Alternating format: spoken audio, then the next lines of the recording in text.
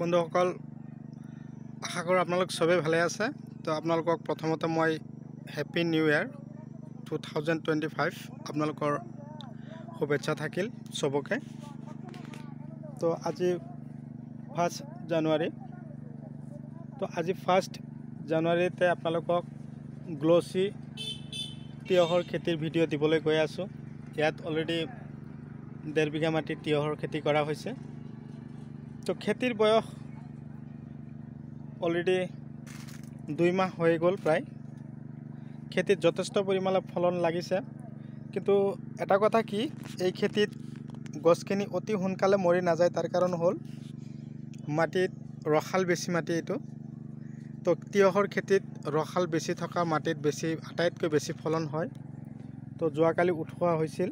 তো আজি আকৌ আপোনালোকে চাই আছে তিয়হ পুৰা দমে গছত লাগি আছে।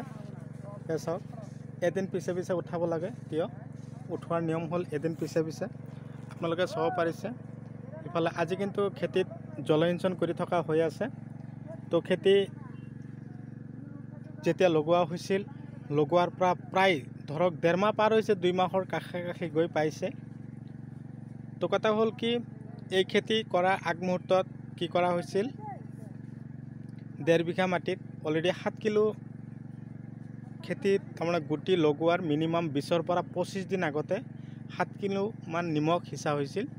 তাৰমানে মাটিত আইৰণ থাকে, আইৰণ কাটিবৰ কাৰণে নিমখ আটাইতকৈ ভাল। আমালোকে সুপাৰ প্ৰফেক্স এইবিলাক দি থাকোঁ। তো এই নিমখে কি কৰে, মাটিত থকা যিখিনি বীজাণুখিনি ধ্বংস কৰি দিয়ে আৰু আইৰণ কাটি দিয়ে। তো খেতি বাতিৰ কাৰণে বৰ উপযোগী। আৰু কিছুমানে কৈ থাকিব যে নিমখ খেতিত দিলে আকৌ গছবিলাক মৰি যাব। সেইকাৰণে মই আপোনালোকক কৈছোঁ যে গুটি লগাব বা পুলি লগাব তাৰ মিনিমাম 1 মাহ বা 20 দিন আগতে আপোনালোকে নিমখ সিঁচিব। তাৰপিছত পানী দিব, হাল মাৰিব। মাৰাৰ পিছত আপোনালোকে গুটিখিনি লগাব বা পুলিখিনি লগাব। তো লগোৱাৰ এসপ্তাহমান পিছতে আপোনালোকে খেতিত আকৌ পানী দিব। পানীত নিমখ সিঁচাৰ 1-2 দিন পিছতে পানী মাৰি দিব। 1-2 দিন পিছত পানী মাৰিলে কি হ'ব, নিমখ মাটিৰ লগত সংমিশ্ৰণ হৈ যাব। আৰু পানী মাৰাৰ পিছত আকৌ ট্ৰেক্টৰ বা গৰু হালেৰে হাল মাৰি মিনিমাম এসপ্তাহ ৰাখি দিয়ক। আকৌ হাল মাৰক। এনেকৈ ধৰক 1 মাহমান পিছত আপোনালোকে গুটিখিনি লগাব।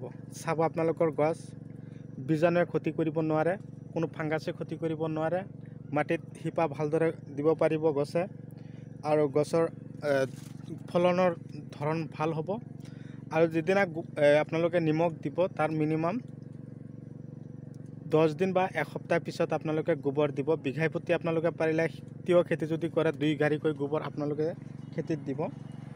তো কথা হ'ল কি, খেতিৰ ফলন ভাল বেয়া এইটো নিজৰ ওপৰত ডিপেণ্ড কৰিব। খেতিত আপোনালোকৰ কিমান ফলন আহিছে, কিমান ধৰিছে, এইটো নিজৰ ওপৰত ডিপেণ্ড কৰাৰ প্ৰধান কাৰণটোৱে হ'ল আপোনালোকে যতন কিমান কৰিলে। ছাপ'জ ধৰক আপোনালোকক মেডেল বেঙেনা খেতিৰ বিষয়ে কৈছোঁ। তো বেঙেনা খেতি বহুতেই কৰে। তো কথা হ'ল যতনৰ ওপৰত ভিত্তি কৰিব। চাওক বেঙেনা কেনেকৈ লাগি আছে। তো এনেকৈ যদি আপোনালোকে লগাব খুজিছে বা ধৰাব খুজিছে গছত, তেনেহ'লে আপোনালোকে কি কৰিব লাগিব, প্ৰচুৰ কষ্ট কৰিব লাগিব। তো খেতিয়কসকলে খেতি কৰি আছে ঠিকে, কিন্তু কষ্টৰ যাৰ যিমান কষ্ট তাৰ সিমানেই ফলন আপোনালোকে নিশ্চয় পায়। কষ্টৰ ফল মিঠা। তো আপোনালোকে চাইছেনে, এটাকে বেঙেনা